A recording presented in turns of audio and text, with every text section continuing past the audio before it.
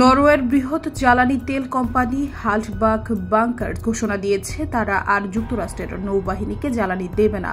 মার্কিন Donald Trump ও ইউক্রেনের president জেলেনস্কির বিতর্কের পরে সিদ্ধান্ত নেওয়া হয়েছে বলে জানা গেছে। কোম্পানিটি জানিয়েছে ট্রাম্প ইউক্রেনকে যেভাবে অসম্মান করেছে তা মেনে নেওয়া যায় না। ইউক্রেনের প্রেসিডেন্ট যে সংযম দেখিয়েছে তা প্রশংসনীয়, তবে যুক্তরাষ্ট্র যা করেছে তা ছিল এক প্রকার ছলনা যা আমাদের অসুস্থ বোধ করিয়েছে।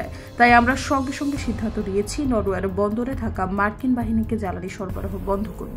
কোম্পানিটির মালিক গুনার গ্রান নরওয়ের সংবাদ মাধ্যমকে জানান, ট্রাম্প যতদিন ক্ষমতায় আছেন আমেরিকানদের এক ফোঁটাও জ্বালানি দেব না। আমরা একটি বেসরকারি প্রতিষ্ঠান এবং আমাদের গ্রাহক বেছে নেওয়ার অধিকার আমাদের রয়েছে। তিনি আরো বলেন, এই জ্বালানি নিষেধাজ্ঞা বিলম্বে কার্যকর হবে এবং নরওয়ের বন্দরে মার্কিন নৌবাহিনীর কোনো জাহাজ আর জ্বালানি পাবে না। হাল্টবাক বাংকার্স বিবৃতিতে ইউরোপের অন্যান্য প্রতিষ্ঠানকেও একই ধরনের সিদ্ধান্ত নেওয়ার আহ্বান জানিয়েছে।